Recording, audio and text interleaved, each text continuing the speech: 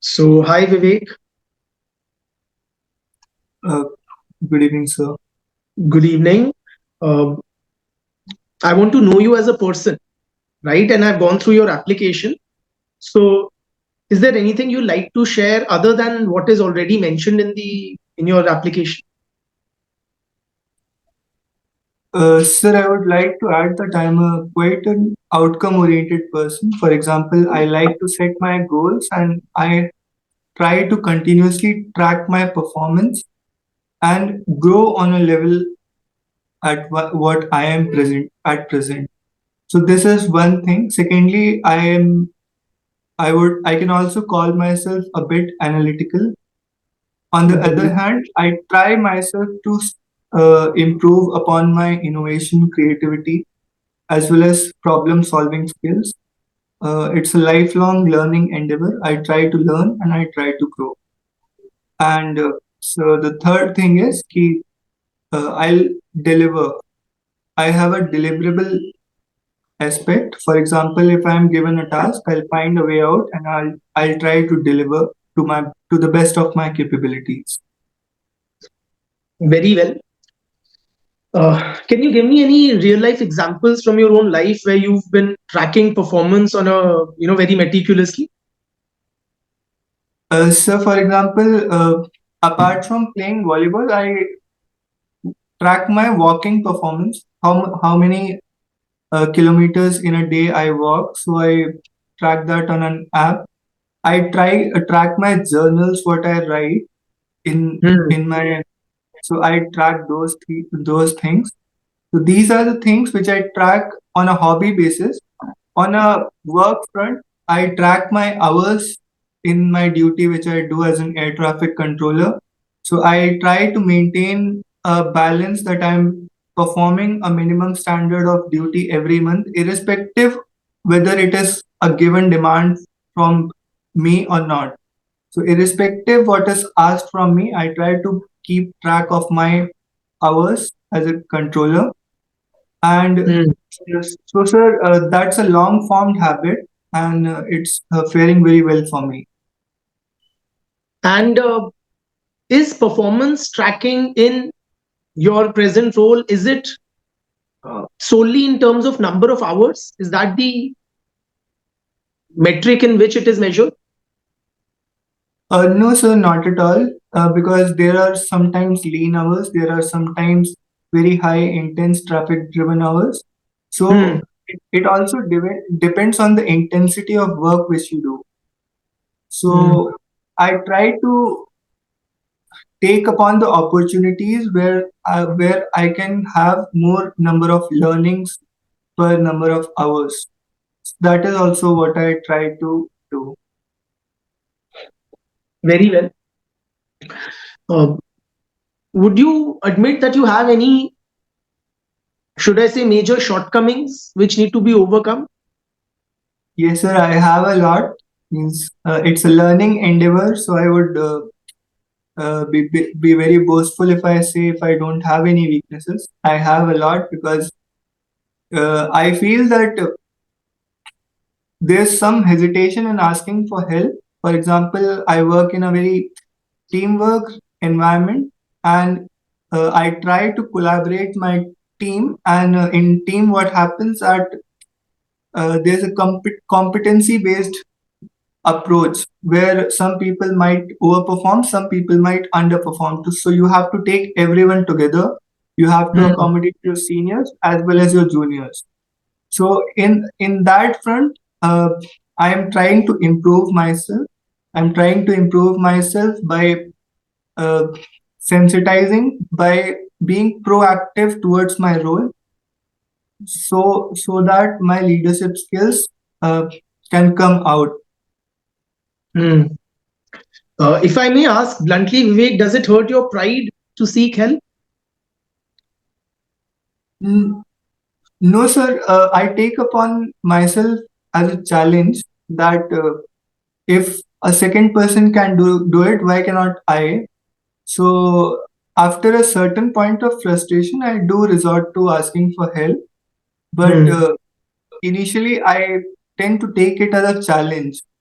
which helps me in learning also, which helps me in making me stronger also. So But perhaps a bit delayed learning. I mean, something that you could have resolved earlier by seeking help. Will that be a correct assessment? yes, sir, you can say that. Very well. So, where are you presently stationed in Mizoram? Yes, sir, at Lingpui Airport. It is 30 kilometers away from Aizawl. Very well. And you've been there since how long? Sir, for the past 1 year, I came last year in February. Okay, so would you say you are well acquainted with Aizol and Mizoram? Like, are you? Yes, sir, I'm learning on a daily basis. I'm still accommodating to the new culture, new customs, and Hmm. the way the people live here and the way people here are. So, where have you spent the most time in your life? Which part of the country? So I have spent most of my life in Gwalior, Madhya Pradesh. It's my hometown. I did my schooling from there, from St. Paul's School, Gwalior. Hmm. Okay, so can you give me a sociological profile of Gwalior? So the sociological profile of Gwalior can be seen in terms of, for example, if we see the family organization, it is a very patriarchal, normal North Indian family, which we see in Hmm. North India. From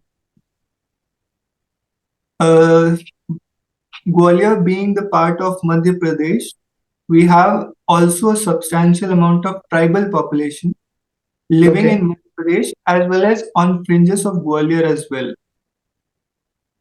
So this is one thing. And we are a fairly agricultural economy. The Gwalior region lies near the Bundelkhand region and it has a very fertile land. However, there is a water scarcity problem issue there. So the land is not being able to be capitalized due to a lack of availability of water. Hmm. Hmm. Hmm. And sir, apart from them, uh, most of the people are from different faiths.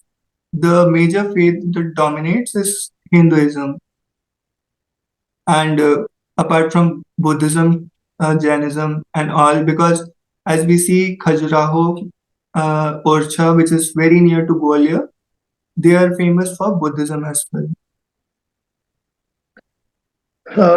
Very well. And then after Madhya Pradesh, where did you venture? Was it Mohali that you moved to next for your graduation?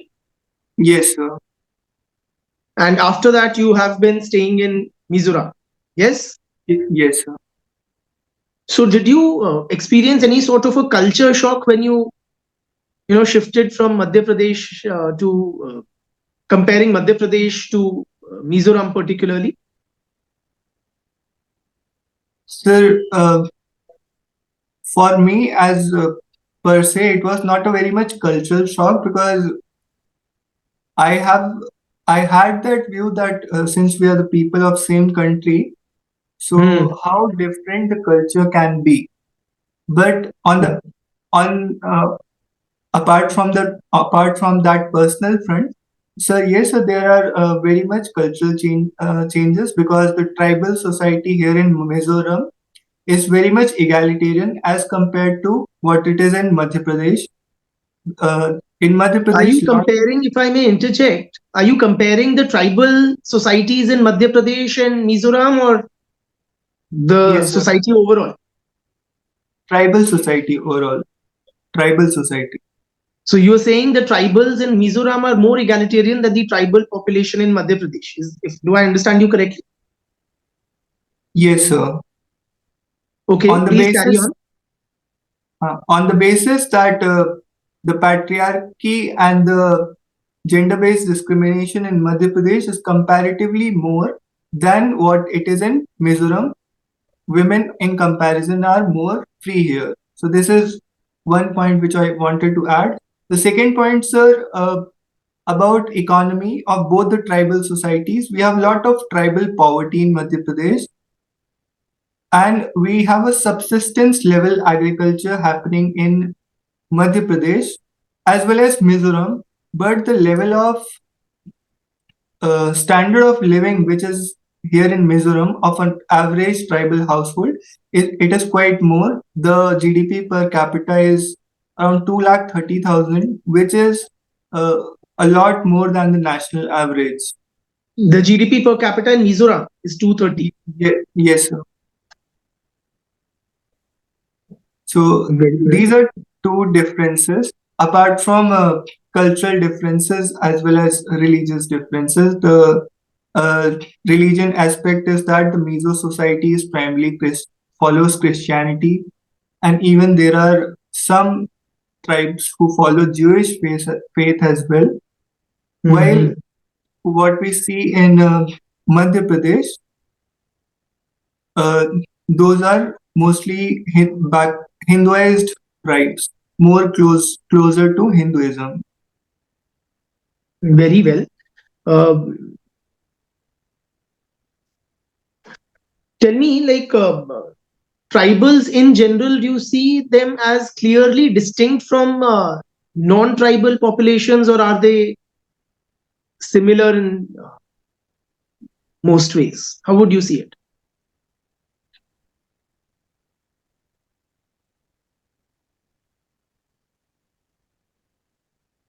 Sir, in my personal opinion, if we remove the organization, culture, and organization of the tribal people, they are very much similar in the type of work they do. For example, normal society in North India was also primarily agriculture on the plains of Gangetic plains. So similar is a tribal society. It is also very much agricultural society, living of nature. So on that front, it is uh, the standards are quite same. However, the norms of marriage and the customs of uh, marriage are very different from the North Indian tribes or the tribes of the main society as compared to what happens in tribes. I did not understand that. May I request you to repeat that last bit, please? Yes, so my point is that, for example, in North India, most of the society follows a Sapenda rule, or mostly they are a patriarchal society which follows exogamy. And uh, while in tribal societies, uh, tribals have their own culture of marrying among each other, which is quite different, which does not happen in main society. Okay. What kind of exogamy are you referring to here? So Gotra exogamy. Gotra exogamy. And what is the Sapend rule which you were mentioning? Sir, it was that one cannot marry until seven lineages, back to the seven lineages, seven generations. Very well. That's right. 7 generations on the father's side and 5 on the mother's side. Yes. Yes. Very well. In the recent past, there has been a lot of news regarding many HIV cases coming up in Mizoram. Have you heard about this?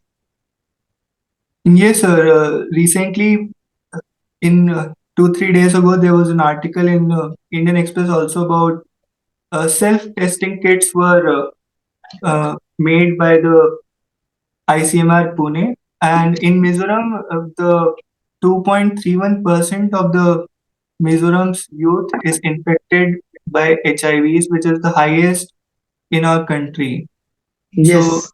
that's the cause of concern, and the government here is acting very proactively by distributing the self-testing kits and the contraceptives and making people aware about the virus as well as the ART regimen, which they have to follow if they contract to AIDS. And what explains this high prevalence of HIV in Mizoram, Vivek?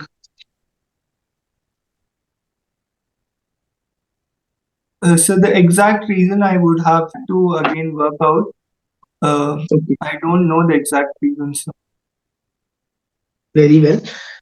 There's also some border issue going on between Assam and Mizoram. What is it, if you could shed some light on it? Are you aware about it? Yes, sir. On the northern border, in the Mamit district, there's a border issue between the tribes of Assam and Mizoram. Okay.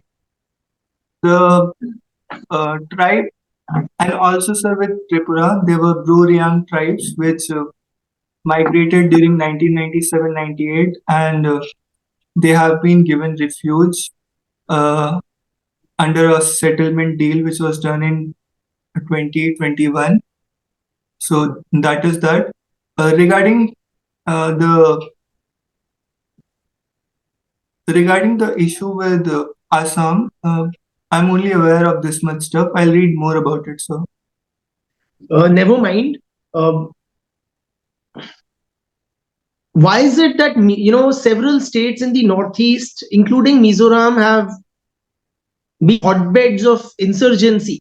Vivek, what is your analysis of the situation in that front? sir, Mizoram on that front, I would say, is a very positive case because after the Mizo Accord was signed in 1987, there has not been a single instance of insurgent activity in Mizoram. So while the rest of the insurgency has different causes, the causes of insurgency in Mizoram was basically developmental and infrastructural. After the Yes. Motam famine in 1959, uh, Pulal Denga formed a party by the name of Mizoram Famine National Front, which led, which took people taking arms. While after the accord was signed, and the society adapted quite well, and it is a very positive case for other regions to follow. How Yes. Please and continue. yes, sir. And about sir other regions, the insurgency in Manipur and Nagaland, those involve a lot of factors such as uh, cross-border terrorism, drug smuggling, and opiate production in those states. So, and also uh, a generational demand for autonomy by the Naga peoples. So there is also one that thing because Nagas declared their uh, own independence before one day of our independence, and they have had a national flag and national. They had a different flag and different constitution, and also an army. So uh, those are the issues due to which we have a lot of insurgency in those states. So we have to resolve that. Very well. Vivek, um, how do you see Mizoram's role in India's engagement with the rest of the world? Does it have any role to play in our foreign affairs? Yes, sir.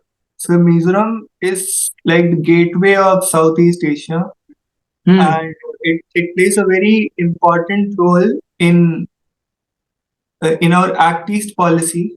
We have Yes. the Kaladan multi-modal project, which is from Kolkata to Sitwe port and from Sitwe to Zorinpui in Mizoram via a land route, and from Sitwe to Aizawl. Uh, pardon me, from Zorinpui to Aizawl via land route in India. So that is one. So second is IMT trilateral highway, which passes through More crossing in Manipur, as well as in it also passes through Aizawl in Zorinpuri. So Hmm. these are the connectors through which we can connect ourselves with Myanmar as well as Thailand. Yes. Uh, do you sense there is a lot of conflict between different tribes in the region? Yes, sir, definitely. It does not come out to surface in the Mizo society. However, there Hmm. are conflicts between the Bruriang people and the Mizo society because and on the upper front between the Kukis and the Meitei people between the even after the Kuki migration to the Mizoram after the conflict, Kuki-Meitei conflict, there have Hmm. been also instances uh, of conflict between the Kuki and the Mizo people as well. However, both are the same people, same tribe.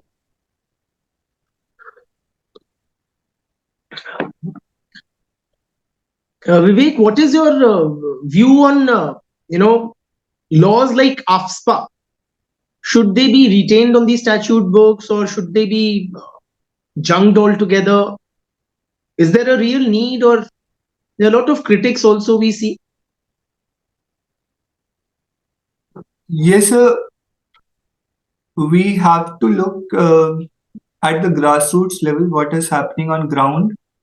So when we look at the ground level, when people start taking arms and people start looting arms, these draconian laws come into very much uh, effect, and they are very useful in tackling such insurgent situations. For example, if we do not allow the armies to open fire upon the armed persons, then it would be very difficult to combat such situations. Hmm. So I think if used properly, this law is very important to tackle insurgency as well as cross-border terrorism and smuggling, which is happening in our border states. Very well.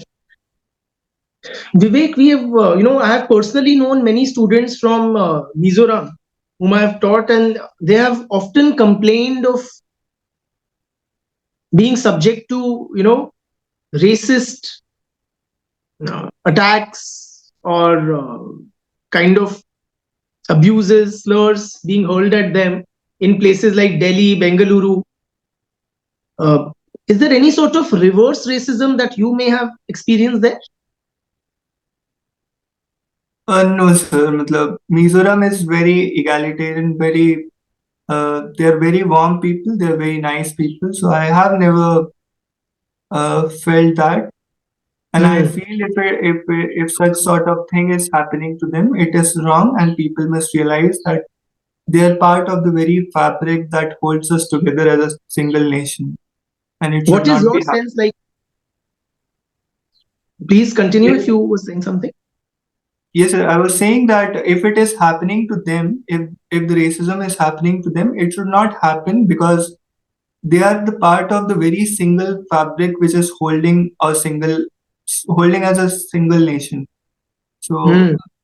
that should be berated and penalized with. What is your sense, Vivek? Is race an important axis of stratification, or any is there racism in Indian society? Any sort of racist biases or fault lines that you see in India as a whole? Yes, sir. Definitely, there are biases. There are differences, but it is just one of the many uh, bases among which people are being characterized, people are being identified. Hmm. So, people, uh, to me, everyone is equal, everyone is same, and it should not happen so. And the our constitution under Article 14 also says that we have the right to equality, and Article 15 says that no discrimination shall happen from a person's caste, sex, race, or place of birth. I don't know. I'm not sure if race is included in that or not. But my point is that everyone is equal constitutionally, and these sort of things should not happen. So, Hmm. Um, can caste be considered as a form of race, Vivek? no, sir, it would be caste is a very different system of social stratification. Caste is caste originally was based on occupational roles Okay. uh, in the Hindu society, and further it was divided into jatis and further divided into sub-jatis. So Hmm. caste is a very different social system as compared to race. Are you aware of the writings of Herbert Risley on this matter, Apologies, sir, no, I haven't read him. or G.S. Gure? Yes, sir, I have read G.S. Gure. What does he say on the relationship between caste and race? Does he see any linkage between the two?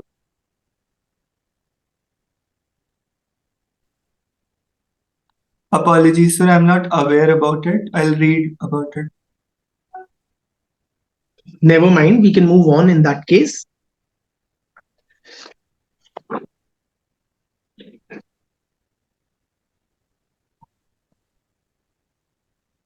So you are presently working in air traffic management. Yes. Yes, sir. Yes, sir. Have you heard of the terms controlled and uncontrolled airspace? Yes, sir. What do they mean? Could you please explain to me in very layman language? I am not from the same background as yours. Yes, so the controlled airspace is one in which the air traffic conditions are applied. For example, if I am sitting here, I have a jurisdiction of 20 nautical miles, a circle of 20 nautical miles, and from ground level to flight level 150. So this is a controlled airspace. For example, if a helicopter say passes beyond 20 nautical miles in the south, it now becomes an uncontrolled aircraft where my commands won't work for him. Then He is in a whose controlled commands airspace. work for him, if I may ask? Like, For that region of flight, he is in a uncontrolled airspace, and only radar will be looking at it. right. And what's an air corridor, Vivek? So air corridor are basically, you can imagine them like highways in the sky. For example, Hmm. there are routes developed, and if I were to say that from Mizoram there is a route to Silchar, there is a route to Agartala, there is a route to Imphal. So these are routes, and corridor means that in that route you can fly 5%. You can take a tolerance limit of 5%. So that's why it is called corridor. Very well. Vivek, do we have a national level civil aviation policy in place? Yes, sir, we have that. What is it like? Of some of the broad contours you could share, if you are aware of it? Yes, sir. Our civil aviation policy uh, happens to tackle all the stakeholders. For example, for airlines, we are trying to increase the capacity by increasing number of airports. We have increased the number of airports from 74 to almost 204 in the past 10 years. Could And you repeat that, please?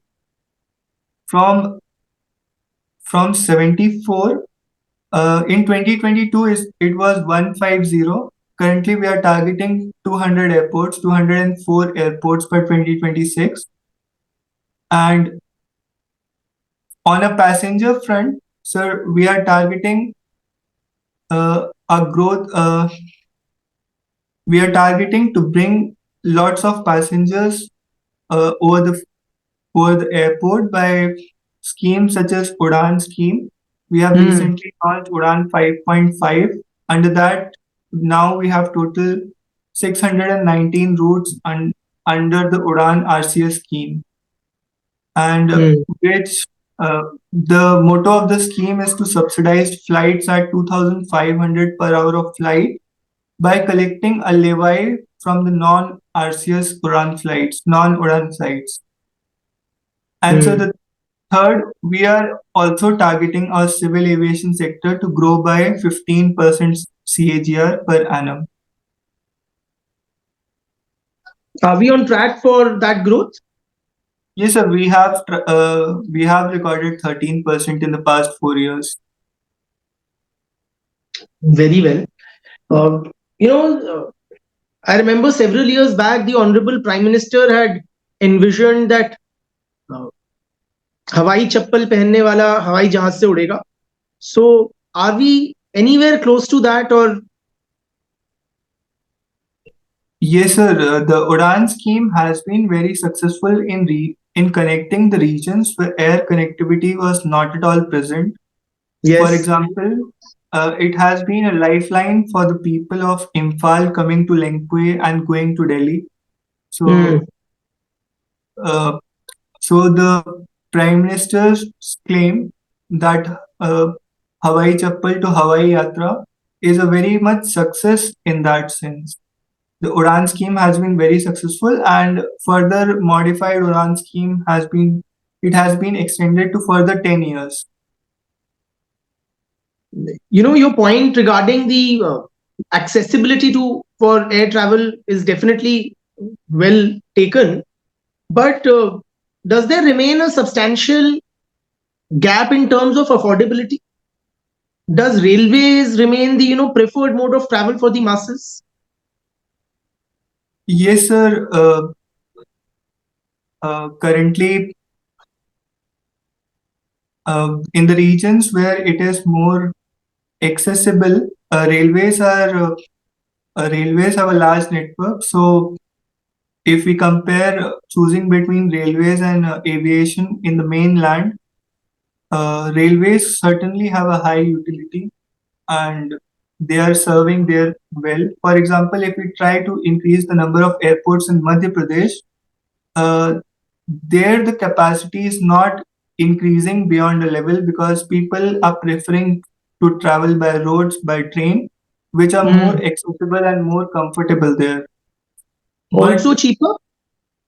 also cheaper. So, yes. So how can we bring down the cost of air travel? Vivek, could you make some concrete suggestions for that? If tomorrow Yes, you were in the position of the secretary in the Ministry of Civil Aviation. yes. For that, we have to look what includes in the cost of air travel. For example, uh, in a ticket price, 35 to 40% is the cost of air turbine fuel or the fuel. So we can try bringing the fuel in the GST. Uh, Currently it is under the state's value added tax and excise duty. So we Hmm. can try to bring a uniform taxation and bring it under a uniform taxation under GST is one reform that I would like to see. And so secondly, since these prices, oil prices are very much volatile and we have to pay in dollars, Yes. uh, it is uh, a consistent supply of oil, keeping in mind the uncertainty that we face in procuring the oil from Russian or the Middle East market is also very important. So, on that front, I would also like to that we have our logistics uh, sorted. Hmm. Very well. Are the states hesitant to let air turbine fuel come under the GST regime? Are they hesitant to somewhat, let go of it as their fief? Yes, sir. Yes, sir, since it's a part of their revenue, and since uh, they have only few items on which they can extract revenue from, they are hesitant. However, some states, to motivate the air travel, they have also reduced the state's value added tax on ATF to zero. And while it is 30% in some states, so there is variability in the rates of ATFs which different states charge. So under GST, this will be uniform and it will be more beneficial for everyone in connecting all parts of our country. I'm curious, like which states have it at zero levels? Apologies, sir, I'm not aware, but I'm sure Okay. that this is the case. Very well.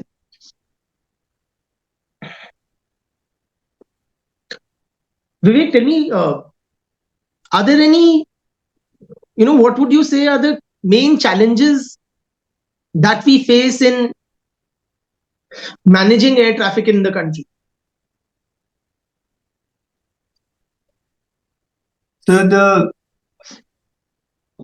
so first of all, there are challenges that the air traffic in our country is not uniform. Certain times we have a lot of high traffic, and there are times we have a lot of lean periods. Hmm. And air traffic in our country is very much segregated. For example, we on a Delhi Mumbai route, or let's say on a Delhi Chennai route, on a Delhi Yes. Mumbai road, we have so many flights and so many new additions. Airlines want to add much more than its capacity. So that is one issue. While most of the parts remain unconnected, while that routes remain filled all the times. So this is one thing. So second thing regarding about or issues of air traffic management is India is a country of varied weather, and there are weather challenges and delays faced due to that. For example, we lack in terms of instruments. For example, our Indira Gandhi International Airport does not have an ILS 3C, which it is necessary for zero fog conditions. Currently, we have only uh, ILS 3B, under which a visibility of 50 meters is required. 50 meters is very less visibility as compared to what it requires in Mizoram. For example, an aircraft cannot land in Mizoram under Hmm. 70 meters visibility, while in Delhi it can land under 50 meters. So, but if we have the ILS 3C, it will be able to auto land, or it will be able to land with zero visibility also in case of uh, in times of winters and foggy conditions. So, sir, these are the issues. Hmm. Very well. Vivek, do we have any protocols in place which are followed in case of an emergency during a flight? What are those protocols, if you are aware? Just, say if there's a hijack or a bomb threat on a plane. Yes, sir. So, for example, in October, there were spurts of bomb threats that were in spurt, and October so last year? yes, sir. In October last year, there were Ji. multiple bomb threat calls that happened, and even in our airport it happened. So we Hmm. have proper SOPs in place that a bomb threat assessment committee would be set up. It would assess whether the bomb threat call falls into red, amber, or green category. A threat Hmm. can be specific or non-specific, and if the committee clears it, the flight is allowed to go. Otherwise, the flight is kept under hold in the isolation bay. So these are the protocols. Also for hijacking, we have given charge to the NSG, as well as CISF has taken charge of the security hold area. And Hmm. we have the Anti-Hijacking Act also in place, which was passed in 2016. And so are the similar SOPs are there for runway blockage and stuff. Very well. Uh, I see that your parents hail from Prayagraj in Uttar Pradesh. Yes, sir.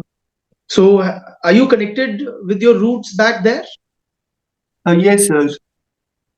Have you Uh, spent time in Prayagraj? yes, sir. I have spent a considerable amount of time. For example, my summer vacations used to be spent in my village, and Hmm. also my training of civil aviation uh, was done in Prayagraj itself in Civil Aviation Training College. Yes, yes. Very well. Uh, how does an event like the Kumbh Mela affect the city?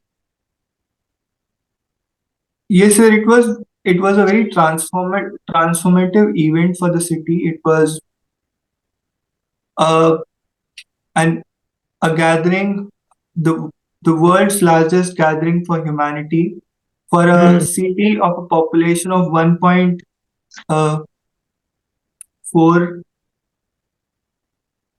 1.4 billion to accommodate 50 billion people, more than 60 billion people, I would say, and is an insurmountable feat in terms of administrative as well as carrying capacity level management. So Hmm.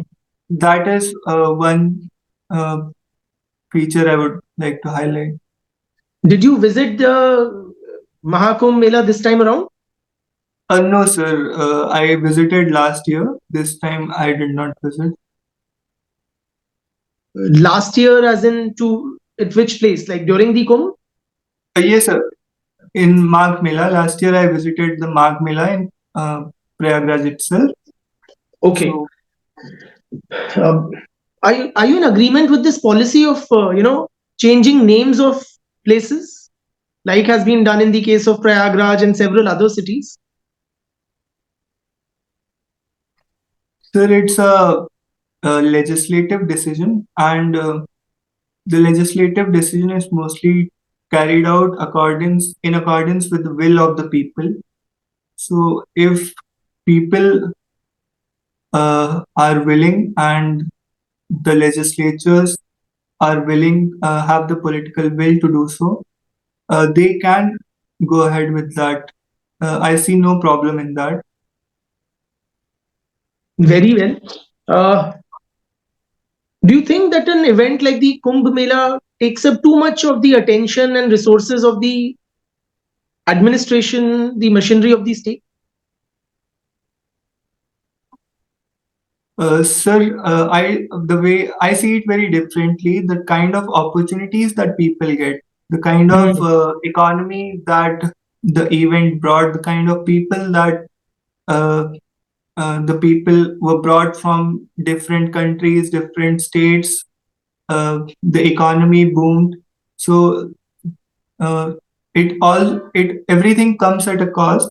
So the administrative challenges were nothing compared to the amount of opportunities that it brought for the people of that district. Very well.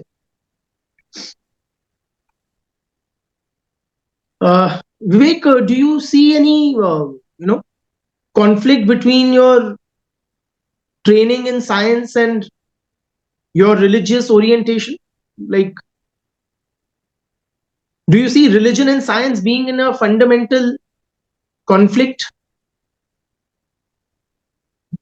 No, sir, I feel uh, it is a very personal opinion, but I feel that to me, those two things are very connected. For example, to to me, if I'm being more religious, it means I'm being more aware in knowing the eternal question, who am I? And so science is a medium to explore. Let me explore that question. Science opens up my mind and lets me explore the areas which were earlier unexplored. So it helps in it helps me in finding the answers to those questions. Very well. Tell me about your years in IISER.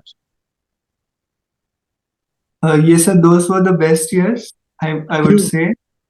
And I have learned a lot and utilized uh, the top-notch institution as I can by uh, being with the different kinds of top faculties as well as the kind of opportunities. We had the world-class labs in ISA and so much good research going on there. While during the COVID, uh, we were still there in college, and I spent all my 2020 and 2021, half of 2021 in college, and Hmm. much of the genome sequencing was being done there for the finding the COVID vaccine under the John Hopkins project, and also yes, sir. So in that way, it was a very enriching experience. So, Vic, you never felt that you are, better suited for a career in research or academics? That field never attracted you? Sir, I had an inclination for civil services from very early in my life. My grandfather introduced me to this service. He talked about the impact of this service on a rural village level society, which moved me to some extent. And Hmm. however, I took my pursuit of going for a research dream or an IIT dream after class 12.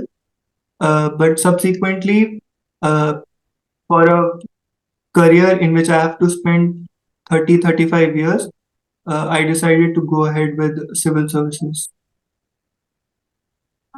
Very well. Vivek, every other day we hear news now of, IIT aspirants committing suicides, particularly in places like Kota in Rajasthan. Yes. Can you Yes, give me sir. a sociological analysis of these student suicides?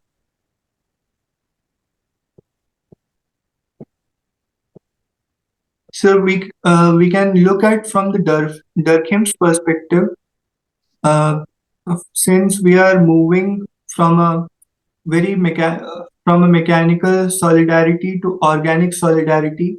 So these students are not very much connected. For example, if we see the Mizo society, there's a very mechanical solidarity to this society. People are very Okay. much connected. The shops are shut down on Sundays, and everyone goes to church. So this is not happening in our modern cultural societies. So students who get disconnected are often left with no other recourse but to resort to extreme steps if they cannot find solutions to their problems. So, giving them support and bringing them into the forefold is very important. Okay. So, Vivek, if you were made in charge of the administration in a city like Kota, what concrete steps you will take to address the issue of student suicides? Yes, sir, a simple helpline, a Okay. simple unconditional helpline where you can call and you can talk.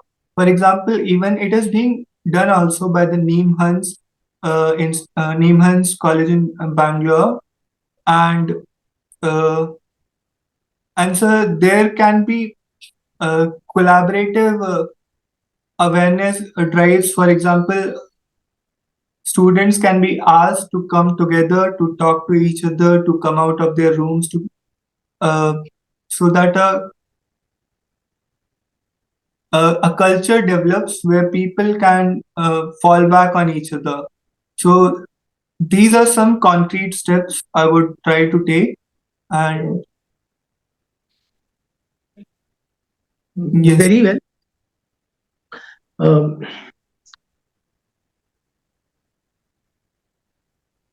Tell me, Vivek, like, what was the gender ratio in your batch? Sir, in ISIS, it was uh, comparatively good. It was around 35, 65, I would say, which is rarely the case in IITs.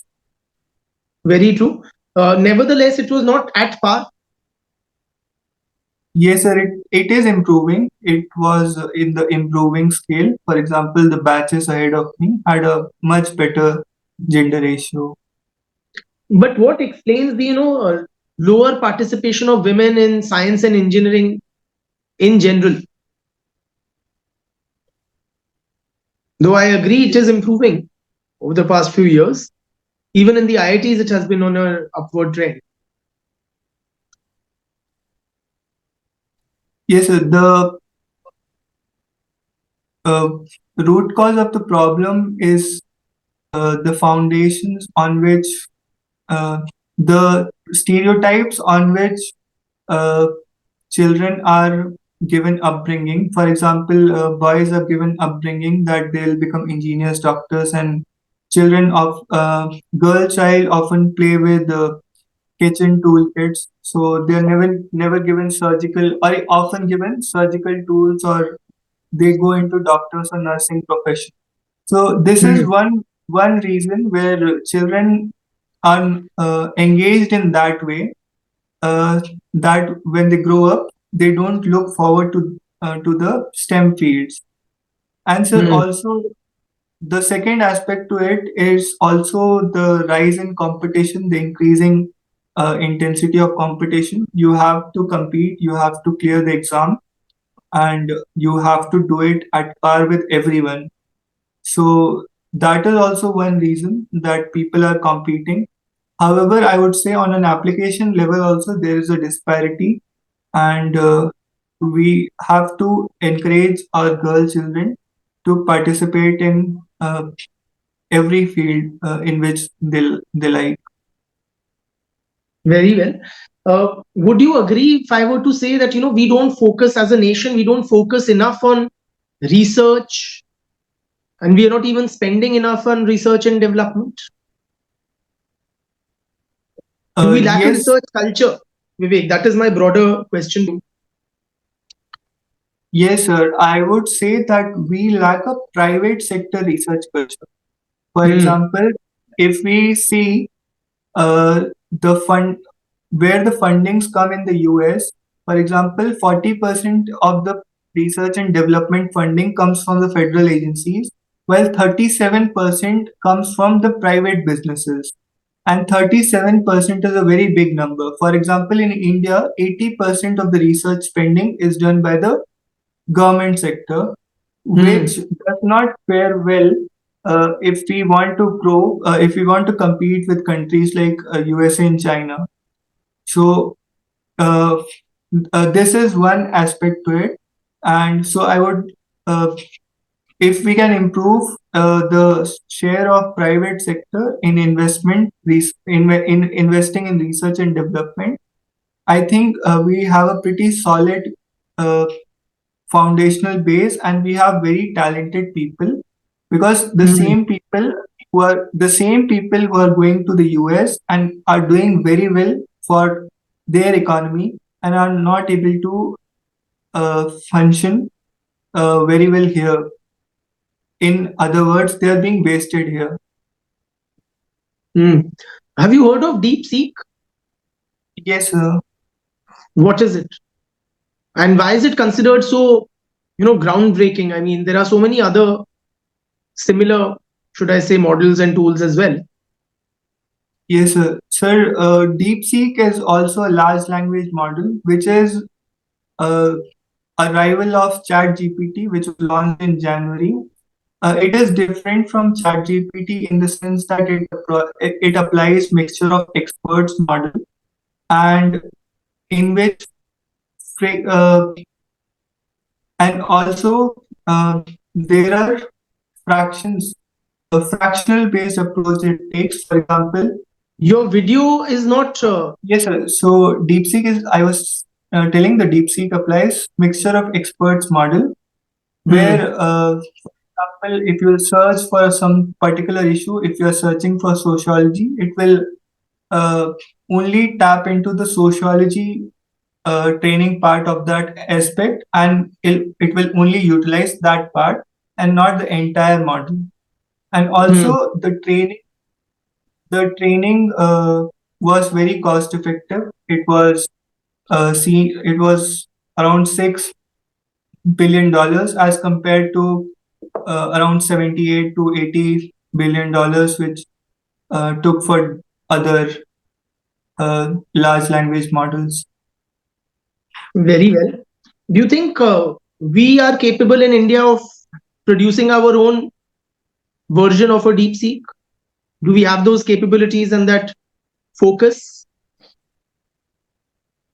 Yes, sir, we have the very talented people, and I believe that if we resolve, we can achieve that. Hmm. Yes, sir, and but it is a very resource intensive process. So we don't have uh, a very good supply of semiconductors as well as chips which are required to train these models. Hmm. So instead, what we can do is to focus on areas which is our forte. For example, we are very good at photonics and stuff, so we can focus on quantum computing more. And uh, apart from making large language models, we can uh, build small language models to focus our needs. Apart from building one large language model that will uh, cater our local population. Uh, when you say chat GPT, what is the GPT part of it? What does GPT stand for? So it stands for generative pre-trained. Sir, I forgot, but it stands for. Sir, Never I mind. forgot. Did you keep track of the AI summit in Paris? Yes, sir. The US did not seem to be on board regarding certain issues. So, what kind of objections does the differences that US had with the other countries participating in the summit? Can you just elaborate a bit on that? Yes, sir. Sir, the United States and Europe were the United States in particular, I would say, was not in favor of regulations over the artificial intelligence because the regulations for artificial intelligence would stifle innovation and R&D in that field. Was their Hmm. logic? Okay. And I mean, why was USA hesitant to have a kind of a regime or a system in place for regulating, should I say, the development of AI? You're right, Sir, because but what there, was the objection like? sir, US's objection was that the regulation put by these uh, for example, the European uh, governments might stifle innovation, and Hmm. and the people who want to regulate AI want to do it for uh, because of so that AI cannot be weaponized or used for negative externalities. Hmm. Very well. I see that you have taken some interest in the field of robotics as well. Yes, sir. Can you think of any major applications of robotics in governance and administration? Yes, sir. So, for example, there have been manhole cleaners. Hmm. We see the manual scavenging being done, and after the law was passed in 2013, there have been robotic cleaners which have been solving the problem. So this is Hmm. one application that I can recall. And sir, there can be applications such as resolving on railway stations, on airports. They can help in resolving pre-trained queries. So on those font. Very well. Can you think of any ways in which robotics can help to address any kind of challenges in rural India?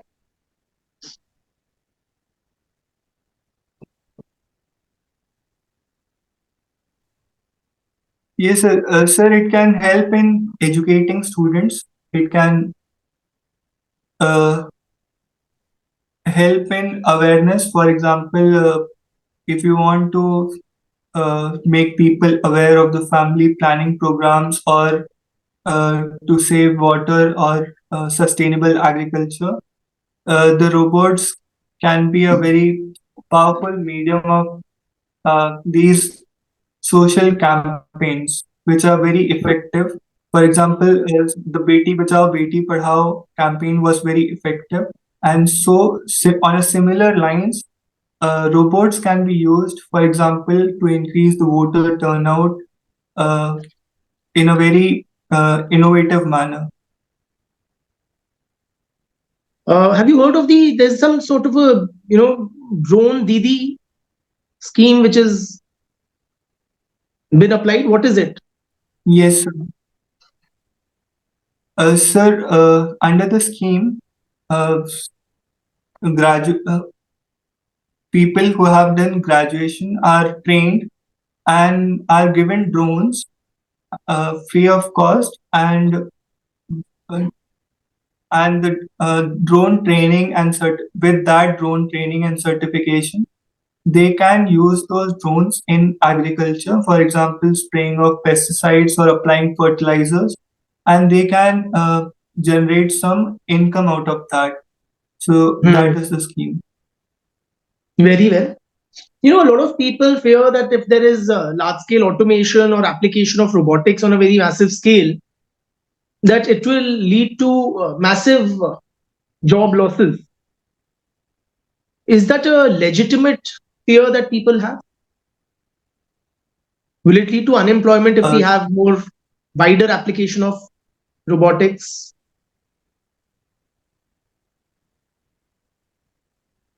Sir, even in the economic survey dealt with the same question, but and even our prime minister said in a statement that uh, automation was never an issue.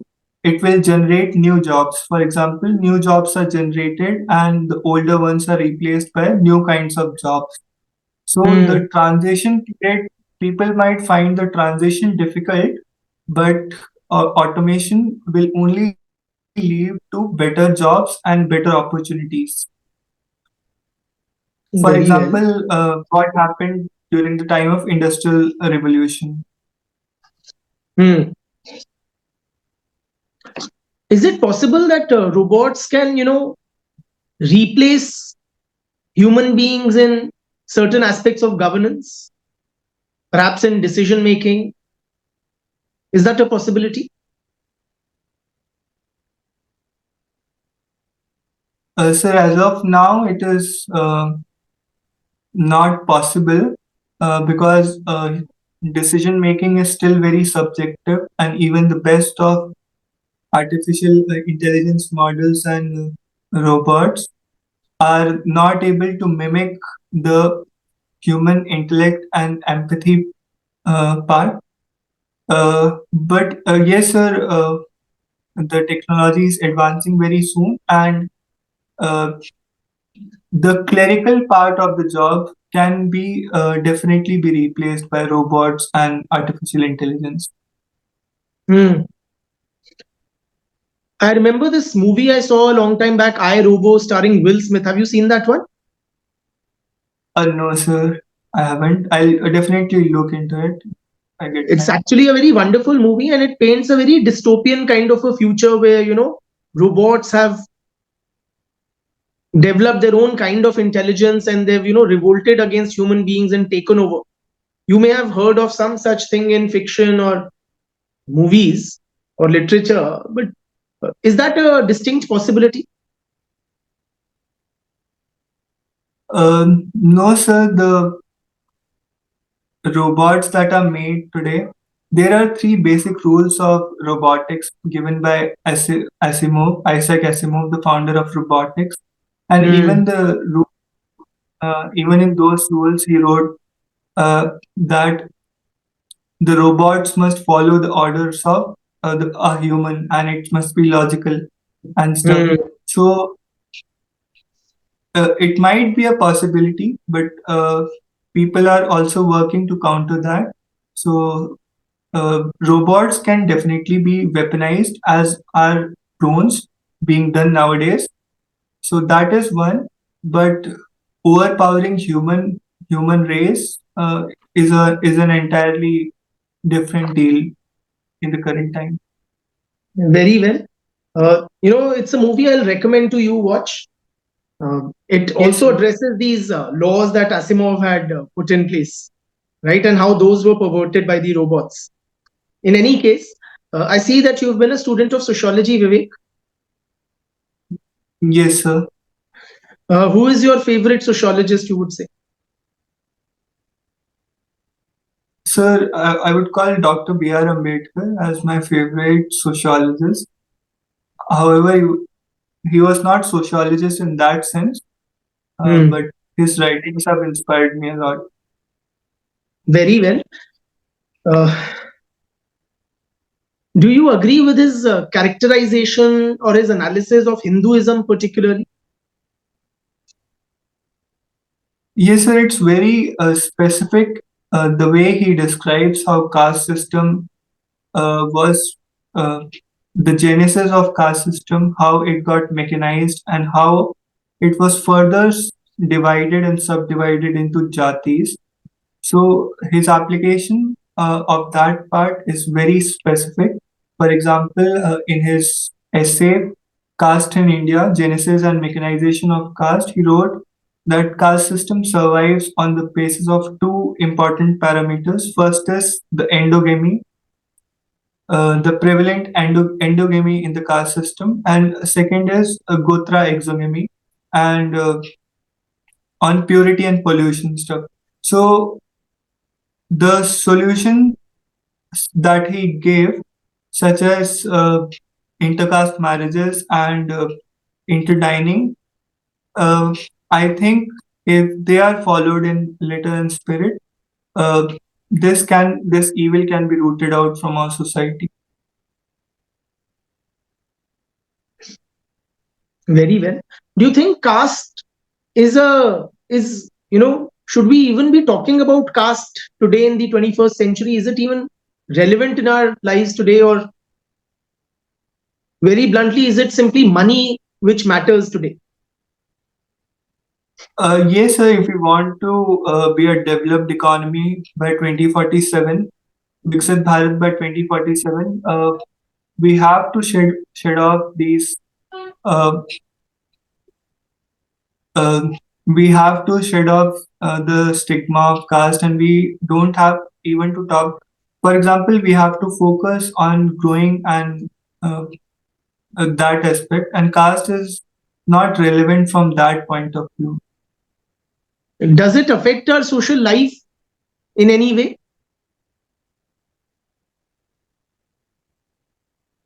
Yes, sir. It to some extent it does, but we are still improving. Uh, for example, the urban India has a very progressive stance on this stage, where the caste and has class has taken over caste, while it is still prevalent in rural India. Very well. Should we be considering applying the creamy layer criteria to reservation for scheduled castes and scheduled tribes, Vivek?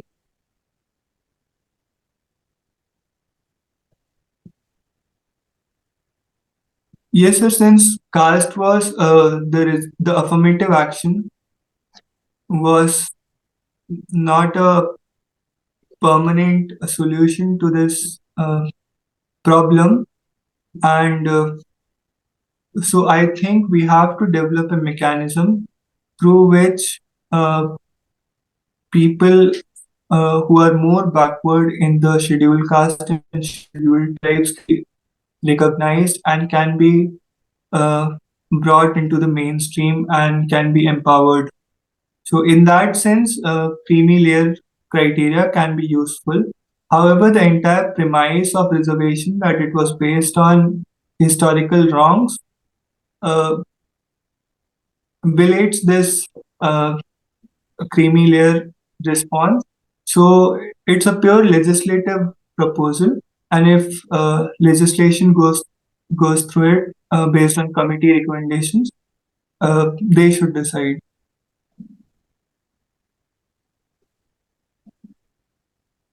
Very well. There have been a lot of demands for conducting a caste census nationally. What would be your recommendation? Should we conduct a countrywide caste census? No, sir. If we have again, my answer would be if we have to uh, look forward to the vision of developed India by 2047, uh, we should focus on the growth of our economy rather than focusing on caste census.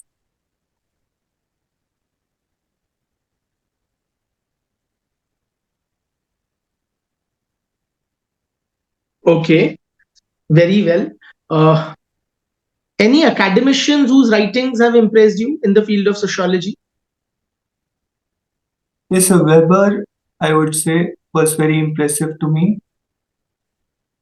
Okay, and anyone amongst the Indian scholars? Sir, A.R. Desai's writings also are very impressive. How he uh, accommodated Marxist tradition in context of India. Okay. Uh, can you list the names of some of the books authored by A.R. Desai? Apologies, sir, I haven't read the books. My Okay. uh, Do you think that Marxism as an ideology is still relevant today, Vivek? yes, sir, it is very relevant in the times of when capitalism is at the forefront, where we see commodity fetishism and how people cannot see the value added by the labor, but uh, a brand is recognized more than the value put by the labor into making a product. So in Hmm. that context, uh, Marxism is very relevant. Okay. Uh, very well, Vivek. Tell me before we wrap up, do you have any secret talents that you can tell us about? Sir, it's just that I'm very decisive, and that's one thing. Like I tend to stick to my decisions, and I feel if I'm doing something, I have to justify whether I am doing it for the right cause or not. So yes, that's one thing. I am decisive. I would say is one talent that I have. Okay. Would you describe yourself as honest? Yes, sir. Can This you is honestly? one word. Sorry, Yes, sir. Yes, sir. please This go ahead. is one word. This is honesty is one virtue that I try to ingrain myself when I started to know of things when I was growing up. For example, when I was 15, 16 years old, and I tried to consciously be an honest person. So this is one virtue that I value very much. Can you, in that case, honestly share what would have been the, your most embarrassing moment in your teenage years or adult life? So one embarrassing moment that I can presently recall was I was in a district championship. It was my first karate fight, and I was 14 years old then, and I lost a match. I happened to tie it, and in the tie match of 30 seconds, I lost it, and I happened to cry. I cried in front of lots of people, which was not a very good sight for an adolescent young person. But in hindsight, it was a very good experience. But at that moment, it was very embarrassing. Yeah. Would you now freely cry in public? Absolutely not, sir. But uh, I won't even also. No, sir. I won't shy away from expressing myself also in a cordial, honest way. Very well. Thank you, Vivek. Thank you, sir. I'll first tell you what was right in your performance, and then I'll come to what could be better. Okay, so that you know what to try to replicate in the actual interview as well. Hmm? Now, what was right? One thing I would say that you don't seem to be suffering from any issues with communication. You have an ability to communicate. You are able to articulate your thoughts. जो आप सोच रहे हो उसको आप शब्दों में जाहिर कर सकते हो, right? So even if you were struggling inside to find the right words or phrases, I did not see it. कई बार ऐसा भी होता है कि हम खुद सोच रहे होते हैं, but what matters more is कि सामने वाले को कैसा appear हो रहा है, ठीक है? So in my assessment, you have fluency in the language and you are pretty articulate. Okay, one would be that. Another thing was that you came across as a pretty honest person. Honest भी और positive भी. Now this is positive होना तो फिर भी relatively आसान है, but to come across as being honest is challenging. Very frankly, why it is challenging? Because साफ बात है, in an interview situation, everybody tends to, put their best selves forward, right? The idea is to impress the other person. But, for example, when I asked you, do you have any weaknesses you need to overcome? Right? And you seem pretty forthright when you mentioned ki I find it, there's some hesitation in asking for help. Right? And likewise, when you were sharing so that was in the beginning of the interaction. Then towards the end of the interaction, when I asked you for some very embarrassing moment, right? Again, you shared a very personal and indeed what would have been at that age an embarrassing kind of a thing. Light aa gayi aapki? Mubarak ho. Yes. Huh? Yes, sir. So I would say that is I don't know if you practiced that or it came naturally to you, but it is very well taken. Okay, it leaves a good positive image that this guy is forthright. What one can do is you begin with a smile, an interaction with a new set of persons. So when you are entering the interview room, do so with a beaming smile. तब तो आपको कोई दिमाग नहीं लगाना है, कोई answer नहीं सोचना है, right? Yes, sir. So मैं नहीं कह रहा आपके दिल से खुशी निकलेगी, जाहिर है वो आपके सगे संबंधी नहीं है, बट फॉर्मली भी तो हम स्माइल करते हैं ना, ऑफिस में जाते हो कोई सीनियर दिखते हैं तो आप करते हो ना गुड मॉर्निंग सर, ऐसे करके, वैसे ही आप करिए at least good morning sir, good morning ma'am, ऐसे करके and when ending the conversation, when you are done with the interview, make it a point. Again, हमारा दिमाग का काम तो खत्म ना, तब जो भी प्रोसेसिंग का है. Yes. So you say thank you sir, thank you ma'am, with a very cheerful smile. और अगर बीच में कहीं संभव हो, विदाउट और not at the cost of your thought process, but कहीं भी अगर कंफर्टेबल हो, मान लीजिए कोई पर्सनल बात कर रहे हैं, ठीक है, तब इंसान कर सकता है ना, something you are very enthusiastic about, अगर उसकी बात कर रहे हैं.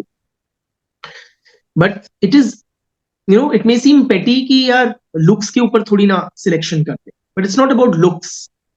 You know, when you smile, you establish an instant connect with the people before you, and your quality of your responses aside, वो तो है ही है जो भी है, उसके अलावा a smile makes you instantly far more likable. Yes. साफ बात है, when you smile you convey to me that you are happy to see me. Yes, sir. And as a human being, I like those people who like me, who are happy to see me. So you better be very happy to see me. Simple. Yes. Long story short, in any future mock interviews, practice this aspect.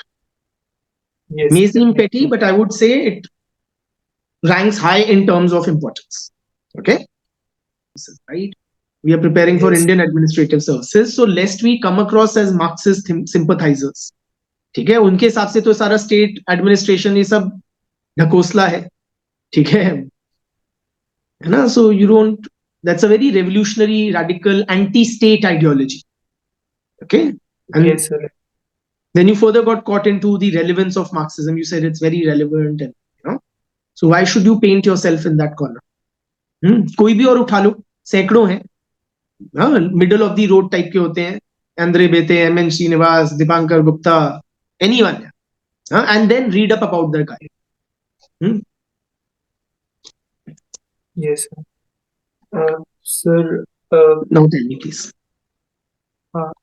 so, sir, I think you have covered everything almost, and I'm really grateful that you took so much of your time and gave it to me. And Great to talk.